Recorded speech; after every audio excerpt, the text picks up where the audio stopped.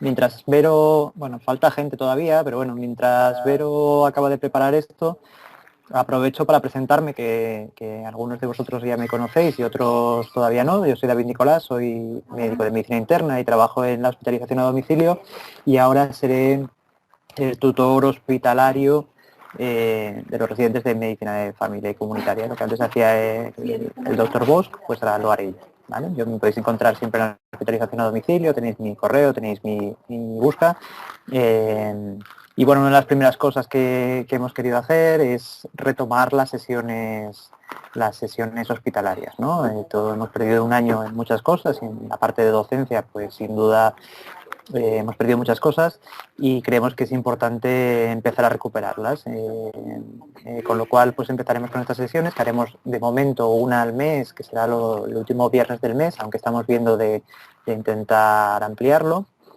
Hoy empezamos con Vero. Vero Rico es una médico especialista en medicina interna que trabaja en el servicio de infecciones, que es especialista en infecciones urinarias complicadas y no complicadas. Además es una súper docente y creo que será una sesión súper productiva.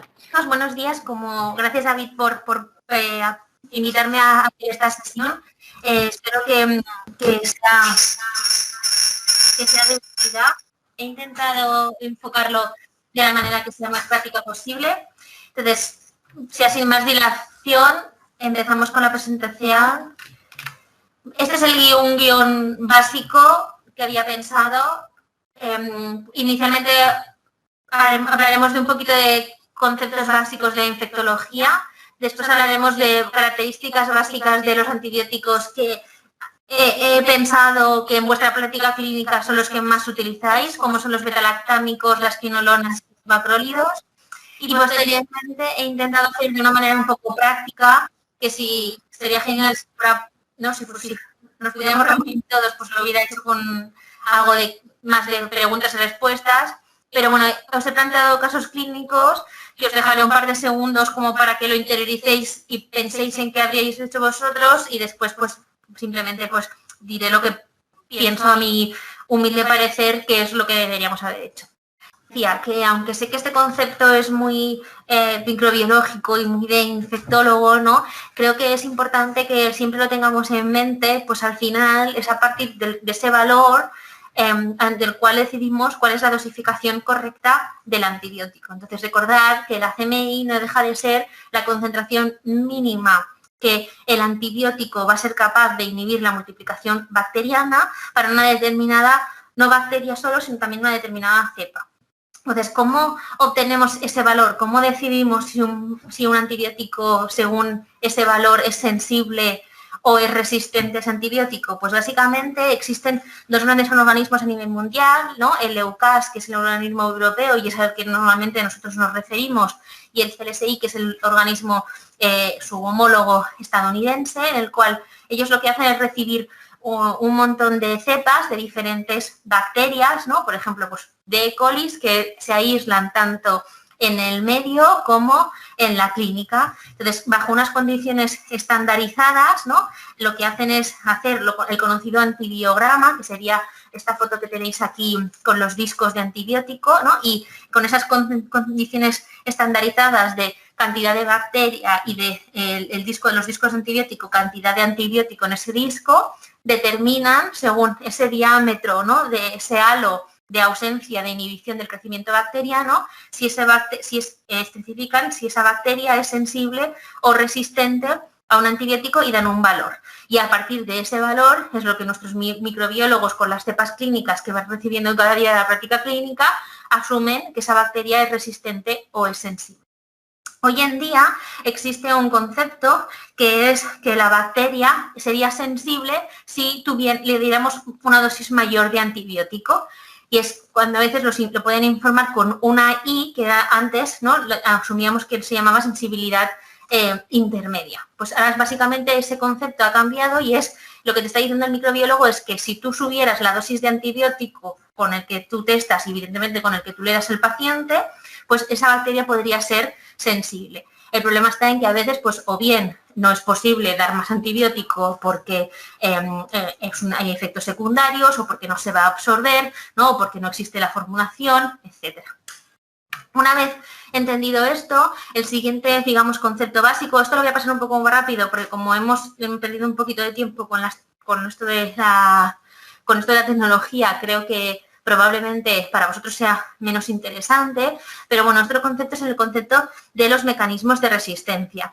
Básicamente, y esto, ¿no?, con Paula, que está hablando con nosotros, lo hemos hablado más de una vez, a veces los mecanismos de resistencia, o cuando me los explicaron, pues son conceptos difíciles de entender porque no entendemos al final lo más simple, y es que estamos hablando de una bacteria que en el fondo no deja de ser un ser vivo que intenta, ¿no?, sobrevivir, que intenta defenderse frente al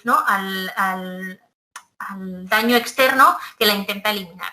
Esa defensa, evidentemente, las bacterias no lo hacen de una manera pensada o razonada, sino que como por sus características genéticas se multiplican muy rápidamente y las multiplicaciones siempre generan fallos. Hay veces que esos fallos a ellos les benefician porque generan un mecanismo que hace que sean resistentes al antibiótico y por lo tanto se selecciona de manera natural esas cepas que de manera espontánea han generado una resistencia a ese antibiótico. Es importante deciros que cada bacteria va a mantener, digamos, el mecanismo de resistencia que para ellas les sea desde un punto de vista de gasto energético, pues más rentable, porque evidentemente generar una resistencia no deja de implicar un cambio en su conformación, un cambio en una proteína, un cambio en un poro, una generación de una nueva enzima, que eso, al fin y al cabo, es un coste energético para la bacteria. Por lo tanto, cada bacteria va a seleccionar aquella mutación que le va a resultar más rentable. Por eso, para el mismo antibiótico, diferentes bacterias generan un mecanismo de resistencia diferente. Entonces, de mecanismos de resistencia, evidentemente, hay muchos, porque se pueden hacer muchas cosas para evitar que el antibiótico funcione.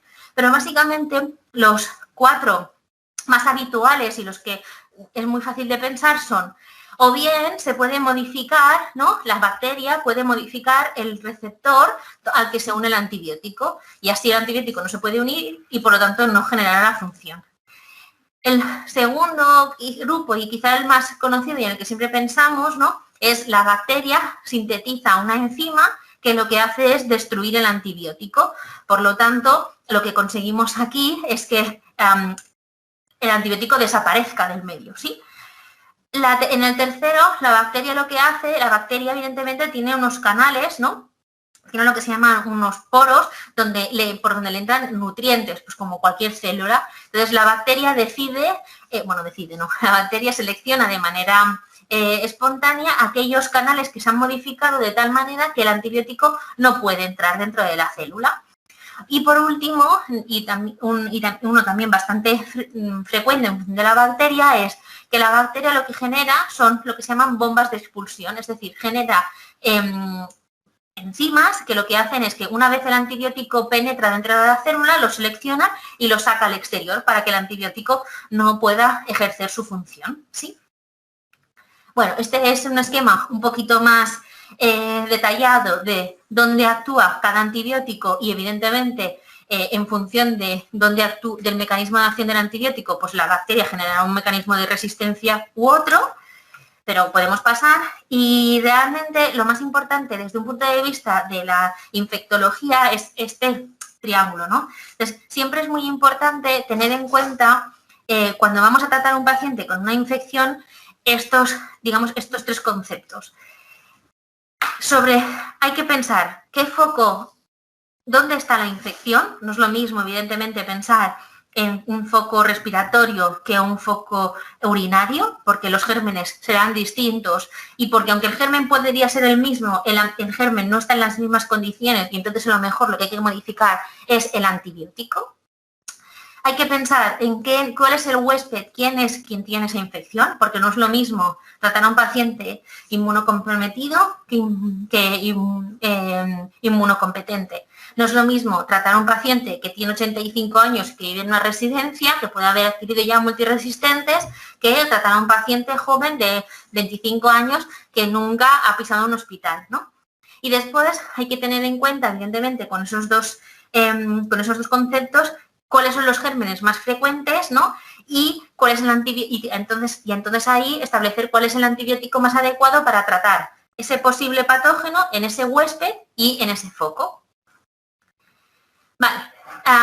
Cuando ahora vayamos a pasar al grupo de hablar un poquito más en profundidad de los antibióticos que más utilizáis, sobre todo, quiero que tengáis en cuenta este esquema en el cual simplifica muchísimo, ¿no?, cuáles son las coberturas antibióticas básicas de las cuales tendremos que pensar que tenga pues, el antibiótico del cual estemos hablando. Entonces, básicamente, los antibióticos, ¿no?, pueden cubrir de manera generalizada o cocos gram positivos, o bacilos gram negativos, o anaerobios. Hay antibióticos que cubren los tres grupos, hay antibióticos que solo cubren cocos gram positivos o hay antibióticos que cubren dos de esos tres. Siempre cuando hablamos de la cobertura antibiótica mencionamos de manera generalizada cuáles son los grupos, cuáles son estos grandes grupos que el antibiótico cubre. Dentro de los bacilos gram negativos, básicamente siempre tenemos que diferenciar si los bacilos gram negativos son enterobacterias, que normalmente son infecciones adquiridas en la comunidad, o son bacilos gram negativos no fermentadores, que en este caso básicamente estamos hablando de pseudomonas, que suelen ser infecciones adquiridas en el ámbito hospitalario o de características no sociales. Entonces, es importante mencionar que enterobacteria no significa bacilo gram negativo, es decir, enterobacteria significa bacterias que viven en nuestro túbulo gastrointestinal. Entonces, esas enterobacterias pueden ser bacilos gram negativos, y entonces diremos si nuestro antibiótico cubre esas enterobacterias, esos bacilos gram negativos o no, pero también puede ser cocos gram positivos, ¿sí? Porque recordad que los enterococos son cocos gram positivos que viven en nuestro tracto gastrointestinal.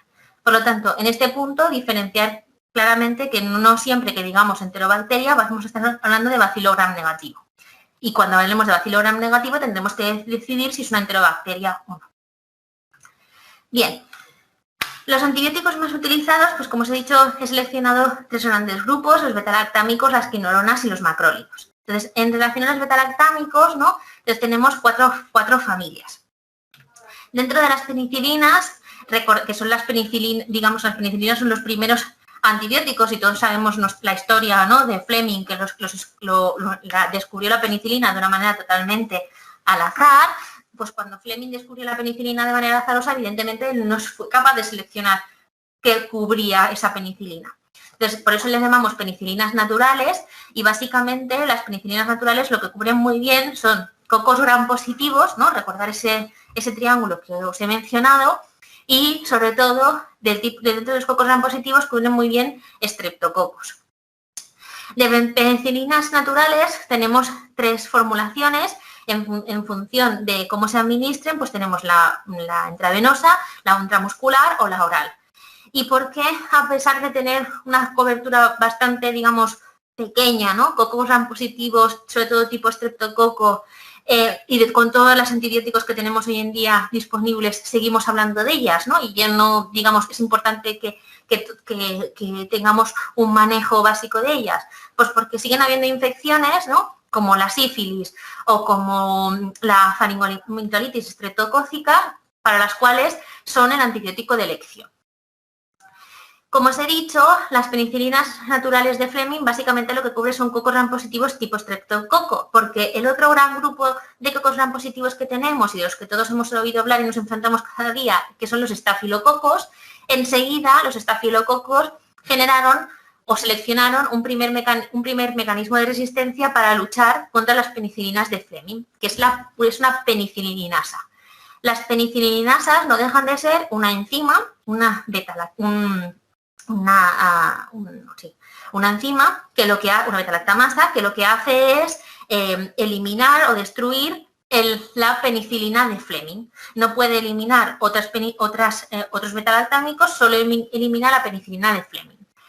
En cuanto en ser humanos nos dimos cuenta de que la penicilina natural ya no funcionaba pues para las infecciones que estábamos utilizando, ¿no? Como por ejemplo para una infección de piel y partes blandas, porque se estaban generando resistencias, es cuando empezamos a desarrollar, ¿no? Es cuando empezaron a aparecer los primeros antibióticos realmente desarrollados por nosotros o buscados por el ser humano, como son las penicilinas semisintéticas. De las penicilinas semisintéticas, básicamente tenemos 3 que deberíamos que nos suenen, ¿no? La cloxacilina, porque es la que utilizamos en la práctica clínica, es la que le damos al paciente, y después estaría la oxacilina y la meticilina, que son las que utilizan en el laboratorio de microbiología para decir si la bacteria es sensible o no a ese fármaco. De ahí que cuando el Staphylococcus aureus se hace resistente ahora a las penicilinas semisintéticas, se le llama Staphylococcus aureus meticilin o oxacilin resistente. Aquí, para poner un ejemplo de los mecanismos de resistencia, aureus, ¿no?, ejemplifica muy bien que podemos seleccionar diferentes mecanismos para el mismo antibiótico o para un antibiótico muy similar.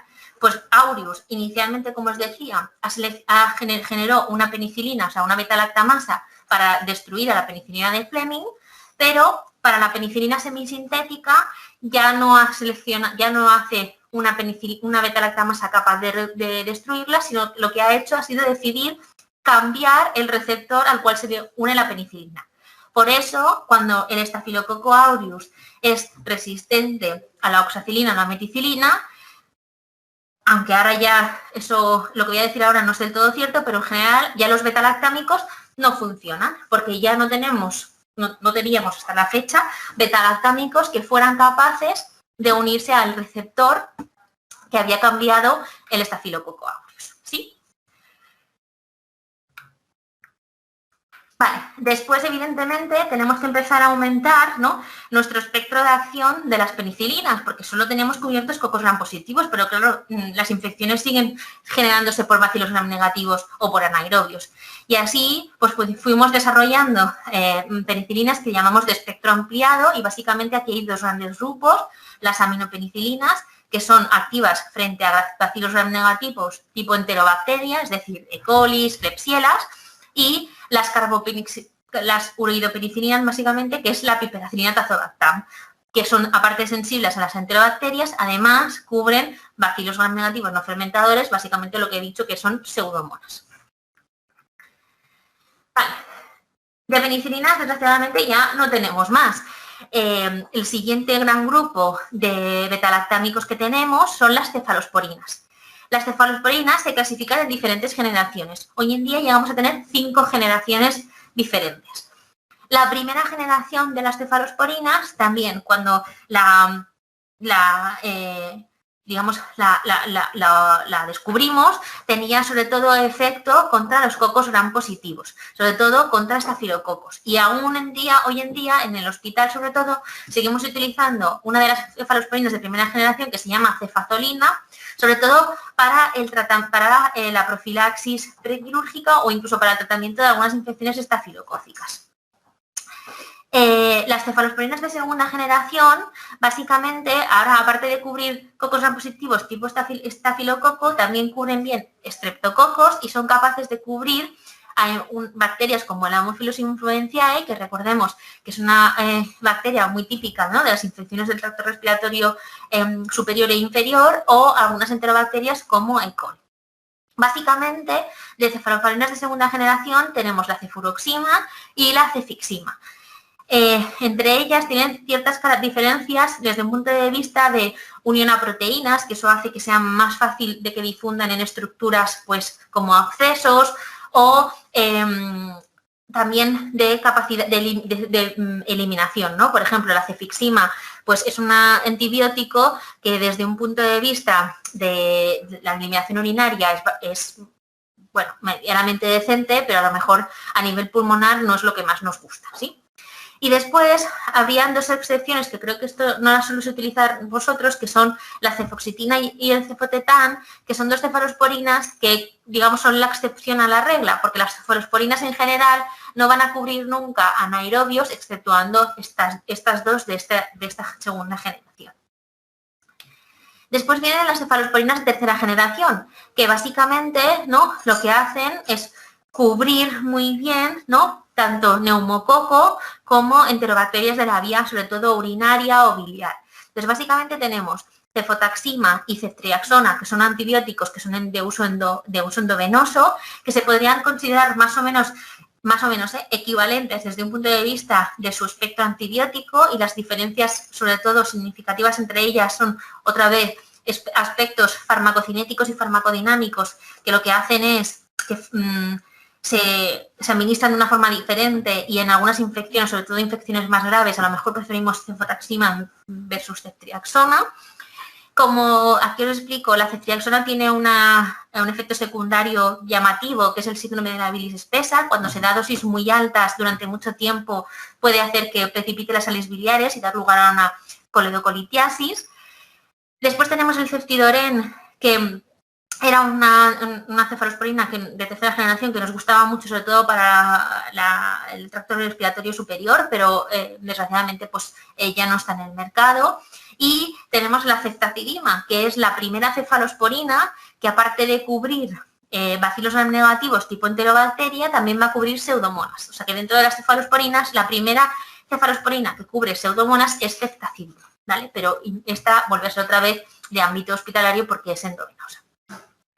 La cuarta generación está representada por cefepime. Esta es un antibiótico que lo que mejora desde su punto de vista de ceftazidima es que cefepime cubre muy bien no solo bacilos gram negativos tipo enterobacteria y tipo pseudomonas, sino que también además cubre muy bien cocos gram positivos, que la ceftazidima ejemplifica muy bien una de las cosas que siempre mencionamos en infectología, y es que ampliar el espectro de un antibiótico no siempre quiere decir que va sumando el espectro, sino que hay veces que un antibiótico, por ampliar el espectro y digamos ser más eficaz, efectivo en un grupo de bacterias, pierde cierta eficacia para el resto de las bacterias. Y ese es el caso de ceftazidima. Ceftazidima tiene muy buena eficacia para bacilos gram negativos, pero para cocos gram positivos, pues es un antibiótico que, a pesar de ser de tercera generación, pierde bastante eficacia. Y por último, y esto simplemente para que, aunque no son antibióticos que podáis utilizar vosotros en vuestra práctica clínica, para que os suenen un poquito, tenemos los antibióticos de quinta generación, las cefalosporinas de quinta generación, que básicamente nacen para cubrir dos necesidades muy importantes, que son cubrir bacterias multiresistentes. Dentro de bacterias multiresistentes hay unas cuantas que nos preocupan especialmente. Las que nos preocupan especialmente son el Staphylococcus aureus meticilin resistente, las pseudomonas multiresistente y las enterobacterias, Klebsiella, E. coli, resistentes a bleas o resistentes a carbapenémicos. Y entonces, con estas, digamos, estas nuevas cefalosporinas, lo que cubren es esa necesidad. Pero insisto que a vosotros, pues desgraciadamente, pues no de momento nos interesan. Ojalá dentro de pocos años tengamos nuevos antibióticos con nuestras características que sean vía oral y que podamos utilizar, ¿no?, pues para cubrir la típica infección urinaria, de la cual hablaremos un poquito más adelante, que ha generado una blea, una beta-lactamasa de espectro ampliado, y ya no podemos tratarla ni con penicilinas ni con cefalosporinas, y lo que tendríamos que ir es a carbapenémicos, que son el siguiente grupo de beta-lactámicos y que también son de administración hospitalaria porque son endovenosos. De carbapenémicos, simplemente mencionaros que existen estos cuatro. Lo paso un poquito más rápido para que no se me eche mucho el tiempo encima y para que vayamos a la tercera parte de la charla, que creo que para vosotros va a ser la más interesante. Mencionaros que hay 4 grandes moléculas, son las más utilizadas, que básicamente entre ellas se clasifican en 2 grandes grupos por su cobertura frente a pseudomonas. Imipenem, meropenem y doripenem cubren pseudomonas, aparte de cocos gram positivos, bacilos gram negativos y anaerobios, y ertapenem no cubre pseudomonas.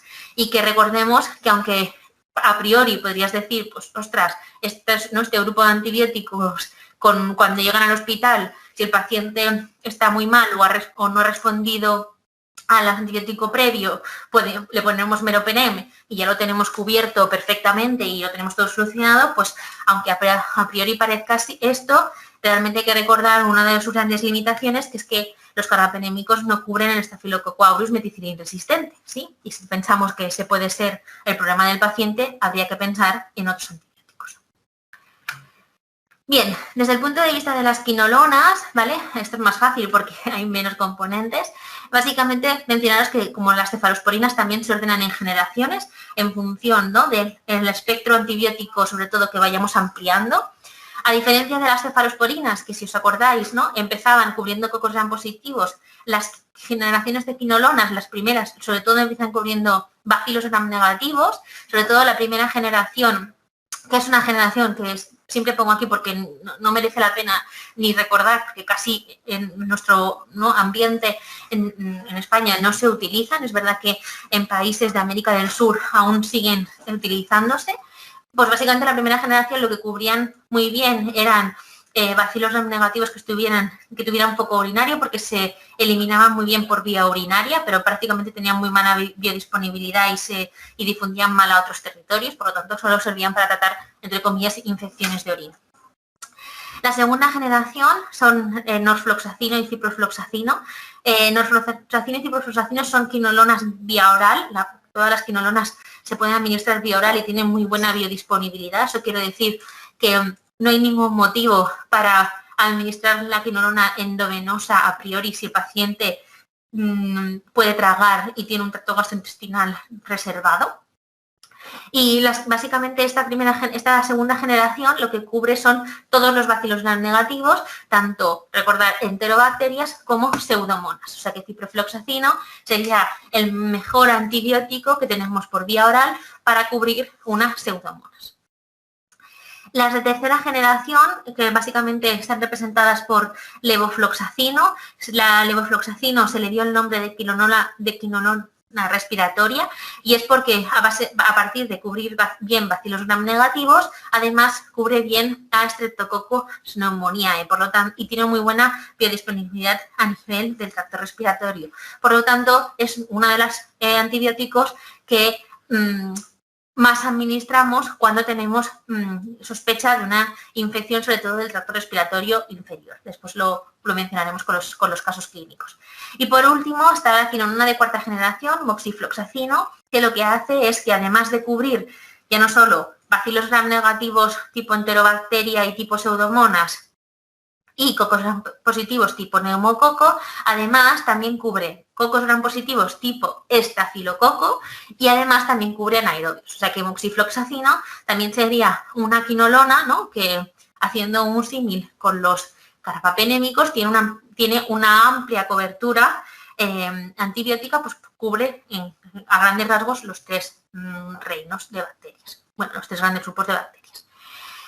Características en común de todas las quinolonas. Bueno, el concepto de bactericida y bacteriostático cada vez está quedando más un poco en desuso, pero digamos que por su mecanismo de acción las quinolonas no tienen un efecto de eliminación directa de las bacterias, sino que básicamente lo que hacen es dañar su DNA y por lo tanto dificultan la multiplicación de la bacteria, ¿sí? Lo que hacen, como os he dicho antes, tienen buena biodisponibilidad oral, por lo tanto son antibióticos que siempre que podamos dar por vía oral, pues esa será la vía de preferencia. Es verdad que a dosis altas, sobre todo de algunas como el moxifloxacino, tienen mala tolerancia gastrointestinal y los pacientes pueden referir náuseas, vómitos, etcétera. Y está se sabe, ¿no?, está bastante bien estudiado y es un efecto secundario que a todos nos acordamos, aunque tampoco es tan frecuente en la práctica clínica habitual, que es la tendinopatía, ¿no?, sobre todo la rotura espontánea del telón de Aquiles, que esto suele pasar en pacientes pues que que acumulan dosis de quinolonas, ¿no?, y además tienen factores predisponentes como pueden ser la enfermedad renal crónica, ser un paciente anciano o estar en tratamiento con corticoides de manera prolongada. Además, hoy en día, ¿no? existe hace unos, y ahora yo creo que un par de años quizá, por esto del COVID, la verdad es que el tiempo se ha distorsionado, pero diría que hace un par de años que salió un nuevo warning, ¿no? Sobre como una nueva alerta sobre efectos secundarios de las quinolonas y se mencionaba la posibilidad de facilitar la presencia de aneurismas en grandes vasos, sobre todo pues, en aorta, ¿no? De problemas vasculares.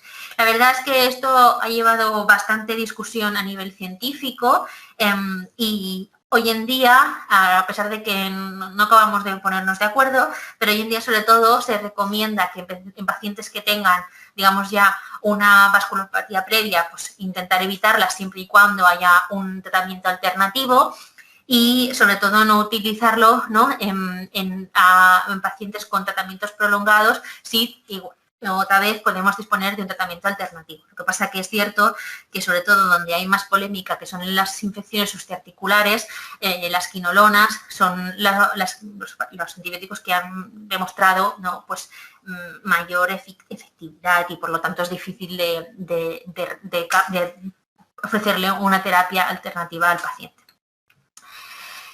Por último, de los macrólidos, mencionaros que tienen un cierto, ¿no? Que el espectro de acción pues es, bueno, no es precisamente tan amplio como hemos estado viendo hasta ahora, ¿no? Sobre los cocos gram positivos, aunque cubren cocos gram positivos, cabe la pena mencionar que el 20% de los cepas de Streptococcus pneumoniae son resistentes y el 50% de las cepas de Staphylococcus aureus.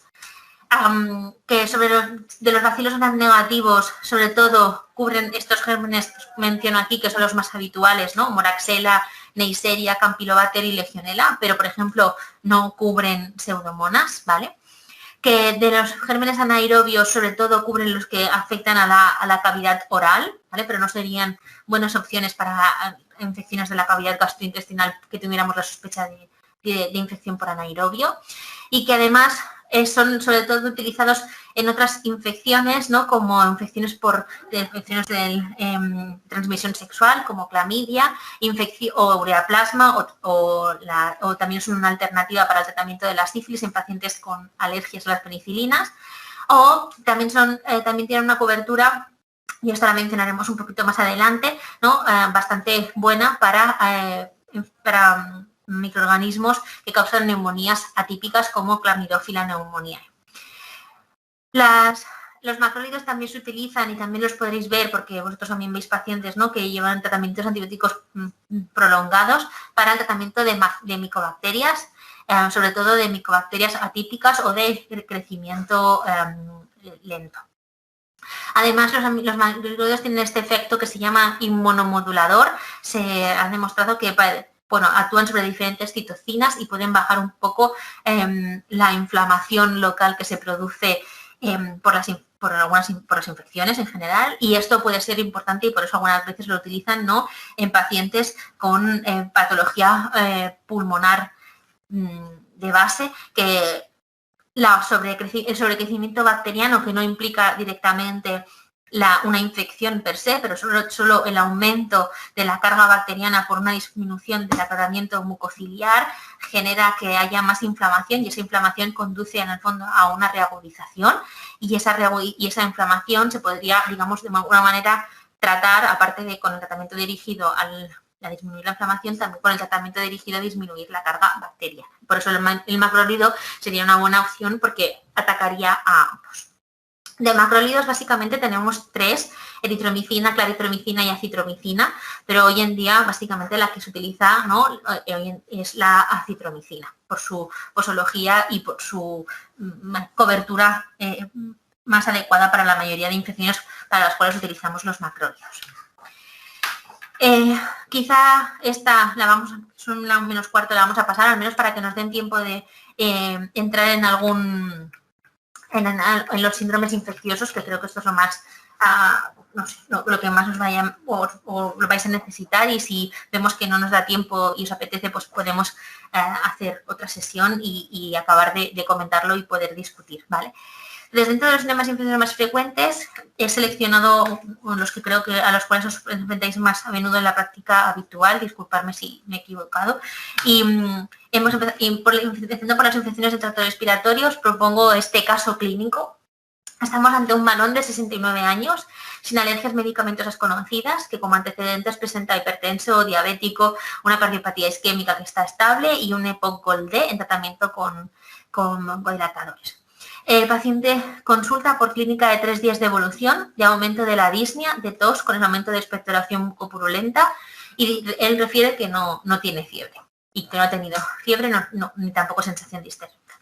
Le tomamos las constantes y vemos que está un poquito con tendencia a la hipertensión, normotenso, tiene una temperatura de 37 justo grados, satura el 94% en aire ambiente y tiene una frecuencia cardíaca de 100 latidos por minuto.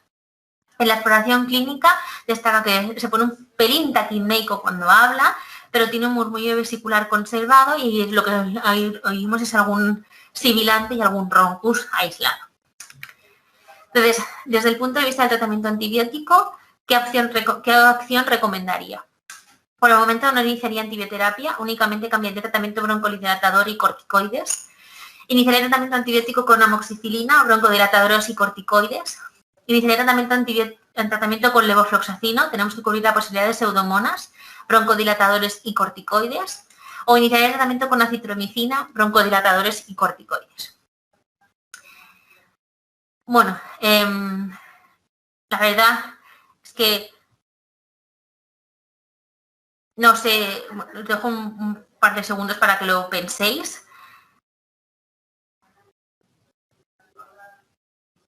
Las opciones correctas para mí en este caso serían, bueno, mira que,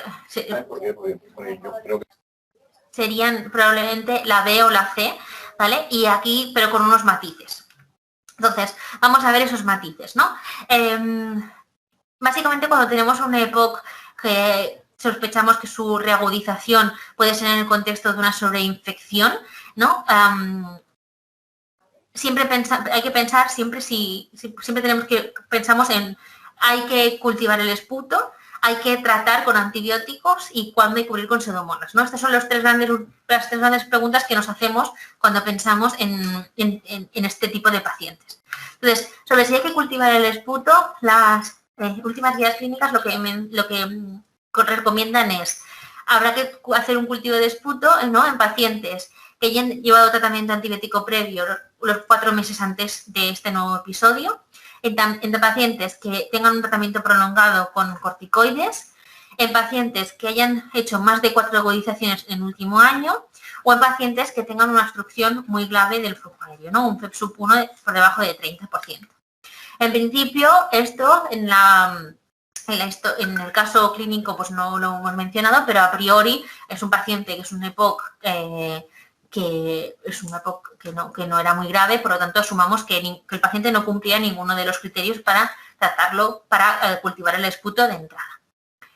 La siguiente pregunta es, vale, entonces este paciente tengo que cubrirlo con antibióticos. Bueno, lo primero que hay que mencionar es que la mayoría de pacientes que tienen una agudización de EPOC, las infecciones que más frecuentes reagudizan al EPOC no son las bacterias, sino son los virus respiratorios. Es verdad, ya acabo de mencionar que esto es cierto hasta este año pasado. Claro, este año ha sucedido un fenómeno que todos sabemos, que con la pandemia del coronavirus, los virus respiratorios, al menos los que monitorizamos como son la gripe, el respiratorio sincitial, han desaparecido. Por lo tanto, ahora si viéramos un EPOC de agudizado, no sé si podríamos asumir el mismo criterio, que es que todos son por infecciones, la mayoría son por infecciones víricas. No obstante, existen 2 criterios, ¿no?, que hacen que el paciente con EPOC, con una reagudización de causa infecciosa, tenga que cubrirse con antibiótico. Uno es que el paciente diga que ha aumentado la purulencia del esputo, ¿no?, que lo ve de un color más verdoso o amarillento, junto con un aumento del volumen de la expectoración o la disnea, ¿de acuerdo? Esto sería el criterio que este paciente, ¿no?, pues cumpliría. Y el segundo criterio de tratar con antibiótico a un paciente agudizado por EPOC es un paciente que la gravedad del cuadro de agudización justifica el ingreso hospitalario. Y por último, la gran pregunta siempre de los EPOCs no es ¿y cuándo cubrimos las pseudomonas? ¿Tenemos que cubrirlo en todos los EPOCs? ¿Tenemos que cubrirlo en pacientes en EPOCs muy graves? Pues básicamente las guías clínicas nos recomiendan que evidentemente no cubramos las pseudomonas si el paciente estaba colonizado previamente, esto es bastante obvio.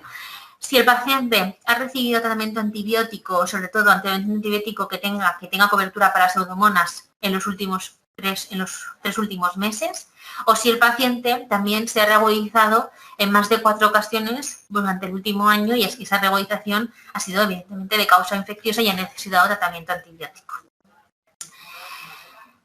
Entonces, básicamente como resumen, los pacientes EPOCs que tienen una reagudización, EPOCs leves que tienen una reagudización leve, lo más probable es que se reagudicen por, insisto, virus, y si estamos hablando de que creemos que la reagudización es por una bacteria, pues será por lo que yo llamo la santísima trinidad del EPOC, que es el Streptococcus pneumoniae, Haemophilus influenzae y Monaxella catarrhalis.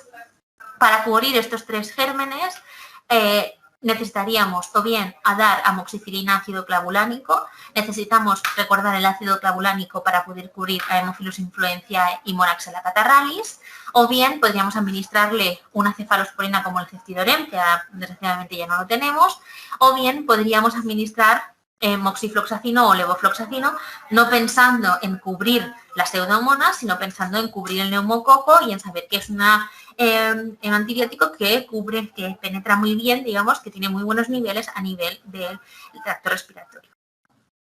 La duración del tratamiento antibiótico, como sabéis, cada día más se tiende a disminuir, las pautas, hacer más cortas las pautas de antibióticos, y hoy en día pues es que se recomienda más hacer una pauta corta de 5 días o como mucho 7 días, sobre todo si el paciente pues ha evolucionado correctamente, que hacer pautas de antibiótico largas, ¿vale?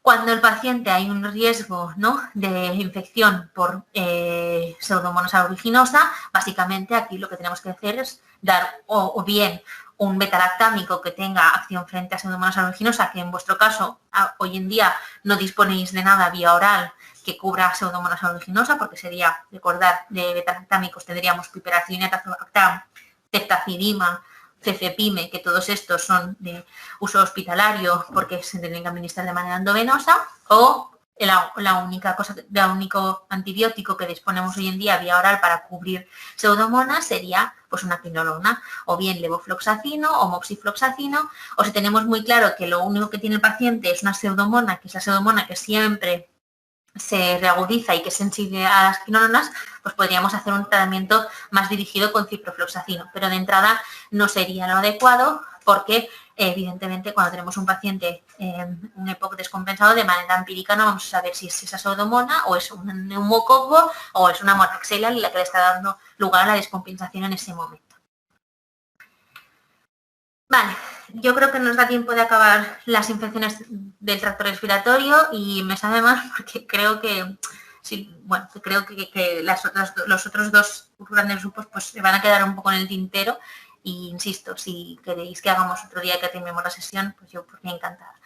Entonces, vamos a hacer el segundo caso clínico. Es una mujer de 45 años, sin alergias medicamentosas conocidas, sin antecedentes médicos relevantes, que fuma 10 cigarrillos al día, que consulta por fiebre de 78 grados, de 48 horas de evolución, con tos y expectoración mucopurulenta, junto con un dolor torácico de características muy pleuríticas, en hemitórax derecho, en la típica en punta de costado derecho. Le tomamos las constantes, la verdad es que está normotensa, está febril, 37,8, satura bien aire ambiente, 96%, y está un poquito taquicárdica, que asumimos que vendrá por la fiebre. La exploración física es buena, la paciente tiene un estado general aceptable, pero la verdad es que cuando la auscultas, aunque tiene una buena entrada de aire, se escucha claramente que tiene crepitantes en base derecha. ¿Cuál sería, a nuestro juicio clínico? La paciente presenta una neumonía adquirida en la comunidad, por lo que tomamos la siguiente decisión. Necesita una analítica, radiografía urgentes, por lo que deriva al servicio de urgencias del hospital de referencia. Inicia tratamiento antibiótico con levofloxacino, 750 miligramos cada 24 horas durante 10 días. solicito de radiografía de tórax preferente y en el buen estado general de la paciente inicio antibioterapia vía oral con amoxicilina 1 gramo cada 8 horas, cito en consultas en 48 horas para revalorar y doy normas de reconsulta a servicio de urgencias, o inicio tratamiento con acitromicina 500 miligramos cada 24 horas durante 3 días. Para mí, la opción razonable en esta paciente, que es una señora joven, sin antecedentes, que tiene un estado general aceptable, sería la C, ¿no? Como siempre, la más larga, que es, iniciaría un tratamiento antibiótico con amoxicilina. Ahora discutiremos por qué amoxicilina y no amoxicabulánico o no otro antibiótico. Y, evidentemente, le haría una radiografía de tórax, no porque no quiera evidenciar esa neumonía, sino porque creo que si la paciente empeora, habrá que ver cómo estaba previamente, ¿no? Uno de los motivos, pues si por ejemplo la desarrollado un derrame pleural que no tenía previamente, y esa es la justificación de por qué empeora y no una cuestión de cobertura antibiótica, por ejemplo.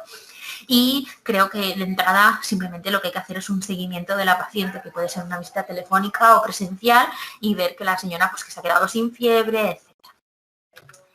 Entonces, la etiología de la neumonía adquirida en la comunidad hay que tener en cuenta que el germen más frecuente, ¿no?, el que la mayoría de pacientes tiene, es Streptococcus pneumoniae, pero existen algunas comorbilidades del paciente que le pueden conducir a tener un mayor riesgo de, aparte de tener Streptococcus, tener otro tipo de gérmenes. Básicamente, si el paciente tiene una enfermedad renal crónica, se encuentra sobre todo en hemodiálisis y tiene una infección gripal, está demostrado que las infecciones, hasta ahora, que la infección por el virus de la gripe facilitaba la infección por Staphylococcus aureus. Entonces, aparte, si tenemos un paciente con una neumonía en ese contexto, habrá, aparte de cubrir el neumococo, habrá que cubrir también al Staphylococcus aureus. Recordar que los pacientes con trastornos de abuso del alcohol tienen más riesgo de tener Klebsiella pneumoniae por microbroncoaspiraciones o anaerobios por macrobroncoaspiraciones. Que los pacientes con una EPOC, y esto ya lo hemos hablado, ¿no?, pues aparte de tienen mayor riesgo de tener, si desarrollan ya una neumonía, tienen mayor riesgo de tener una infección por Streptococcus pneumoniae, por Haemophilus influenzae y por Moraxella catarrhalis. Y después están los pacientes que tienen contacto con pájaros, ¿no?, es el antecedente así más clásico, pues tienen más riesgo de tener infecciones del tracto respiratorio por Clamidiophila psittaci. Las infecciones respiratorias que se dan en el contexto de microepidemias, ¿no?, pues 2 niños en una clase o 2 o 3 ancianos en una misma residencia. Hay que pensar que aparte del adenovirus puede ser también por Mycoplasma pneumoniae, porque son gérmenes muy pequeños, ¿no?, que son muy fáciles de transmitir por microgotas, por inhalación. Y los pacientes que tienen que dan lugar a una neumonía en brotes en ambientes cerrados, el típico ejemplo siempre es, pues, por ejemplo, en un crucero, en un hotel, etcétera, puede ser por Legionella pneumófila. Entonces, básicamente, desde un punto de vista práctico, ¿no?, las neumonías se dividen en 2 grandes grupos, que se clasifican según la clínica del paciente y la radiografía de tórax. Y tenemos a la neumonía lobar y la neumonía intersticial. Entonces, la neumonía lobar, que sería pues esta radiografía muy típica, ¿no?, es una neumonía que, como su nombre indica, afecta al alveolo, ¿no? Normalmente, por lo tanto, en la placa lo que vemos es una consolidación con componente alveolar, que suele afectar normalmente a 1 o 2 lóbulos de manera contigua y que tienen una característica que se llama el broncograma aéreo. El broncograma aéreo no deja de ser que, al estar el alveolo ocupado, el bronquio se puede ver perfectamente a través de él. Aquí en esta radiografía se podría apreciar, si vemos por aquí, hay cierto componente de broncograma aéreo, pero esta radiografía, para que lo veáis un poco, para que entendáis un poco más el broncograma aéreo, para que nos acordemos de lo que significa, tengo este tract de tórax, ¿no?, donde aquí perfectamente se ve el bronquio dibujado en este magma purulento que no deja de ser todos los alveolos ocupados de pus. ¿Me dais 5 minutos? Sí, claro, por supuesto. Sí, para acabar. Entonces, básicamente los pacientes que tienen una neumonía lobar la clínica que explican es el síndrome típico, ¿no? Y el síndrome típico, ¿en qué se caracteriza? Pues es un paciente que viene, pues como la mujer que ha venido a la consulta, ¿no? Con fiebre alta, con tos con expectoración mucopurulenta, con dolor torácico de características pleuríticas, ¿no? Por continuidad, por irritación de la pleura, y pacientes que incluso en algunos casos pues, se puede mencionar la aparición del típico herpes labial. ¿Cuáles son los gérmenes más frecuentes de la neumonía lobar? Pues básicamente Streptococcus pneumoniae y también pues, en pacientes, como ya hemos dicho, ¿no? Con trastorno del abuso del alcohol podríamos sospechar de Klebsiella pneumoniae. Después, las neumonías intersticiales aquí normalmente se caracterizan por una afectación que ya no afecta al alveolo, sino que afecta al intersticio, ¿no? Afecta de manera bilateral, ¿no? a ambos pulmones, porque normalmente son por bacterias pequeñas que adquirimos mediante inhalación, ¿no? Y que tienen esta morfología en la radiografía, ¿no? Como si lo que estuvieras viendo es la parte más, yo siempre hago el ejemplo de que en vez de ver un árbol con las hojas del árbol, lo que estás viendo son las ramas, ¿no? del árbol, ves más la rama broncovascular. Entonces, evidentemente aquí hay una ausencia de broncograma aéreo porque ya no afecta al alveolo y permite ver mejor el bronquio, sino que lo que está inflamando es el intersticio, donde se produce la difusión del CO2 y del oxígeno. Entonces, aquí normalmente estos pacientes explican más lo que se llama un síndrome atípico.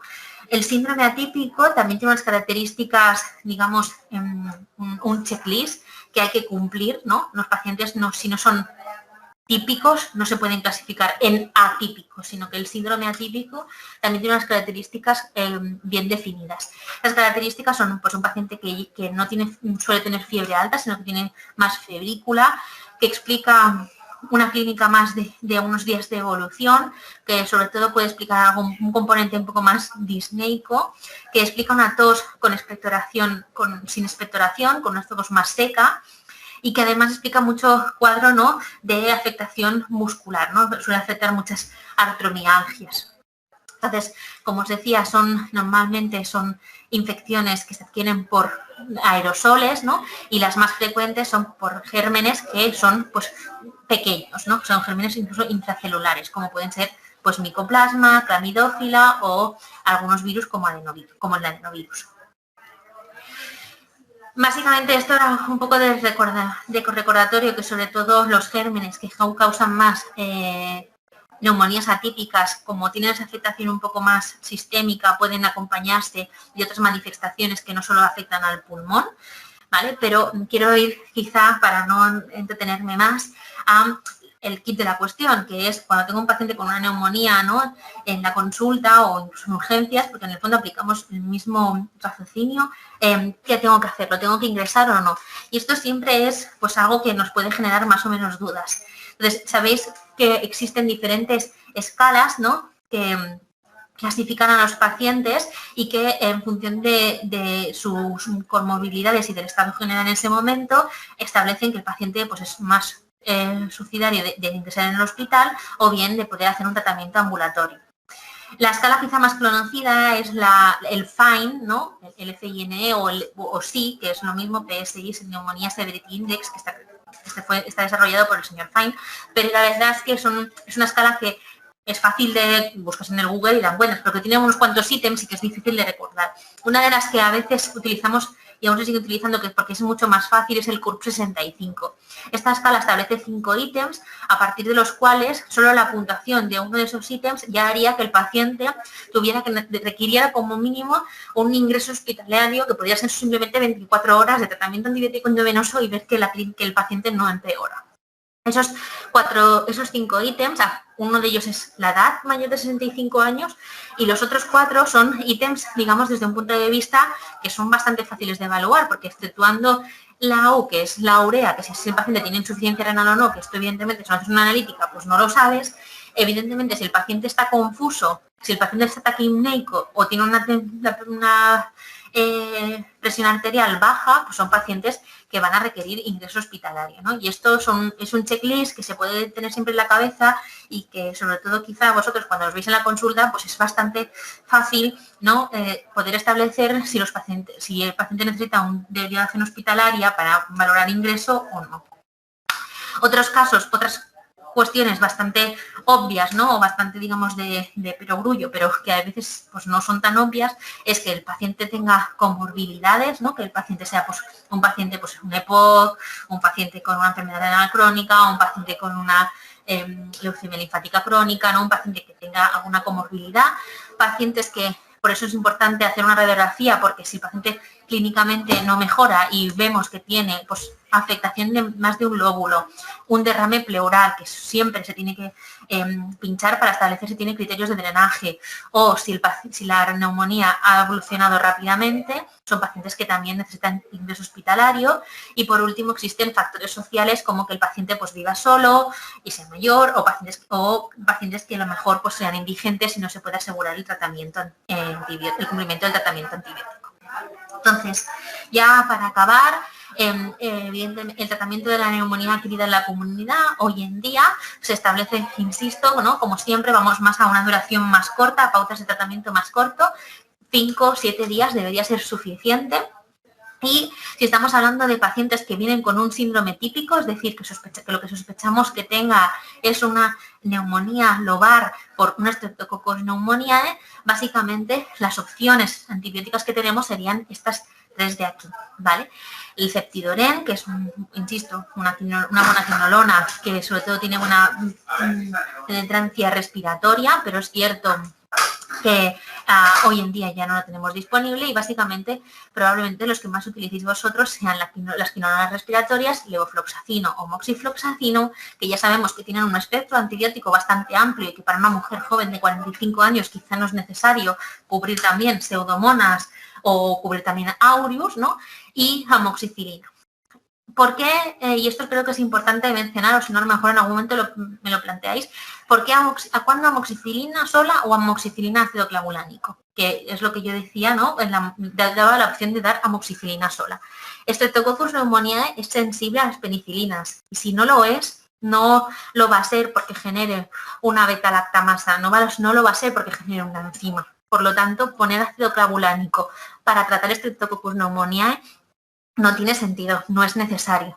Entonces, en una paciente joven que sabemos que lo que tiene es un estreptococo, con amoxicilina tenemos más que suficiente. Dar clavulánico, probablemente lo único que facilitamos es que tenga una disbacteriosis y que pueda producir un Clostridium difficile o una o candidiasis vaginal o que se tolere peor porque tenga por las típicas diarreas del ácido clavulánico. En cambio, si estamos hablando de un paciente EPOC, por ejemplo, que esto también sería muy frecuente que veáis en consultas, ¿no? Y que es un paciente que puede tener, aparte de Streptococcus pneumoniae, a Haemophilus o Moraxella, debéis recordar que para estos sí que es necesario añadir el clavulánico a la amoxicilina para cubrir estas otras 2 bacterias. Si por último, si pensamos que tiene un síndrome atípico, el paciente se podría ver, básicamente lo que podemos sospechar que tenga es pues, Clamidófila pneumoniae, micoplasma, y estos son pacientes que se pueden beneficiar o bien de una quinolona respiratoria, ¿no? Otra vez, o bien del macrolído. Recordad que cuando hablamos de macrolidos hablamos básicamente de acitromicina. Acitromicina no es un buen antibiótico para pensar solo en tratar Streptococcus pneumoniae, por lo tanto tenemos que tener muy claro que el paciente lo que tiene es un síndrome atípico, ¿sí?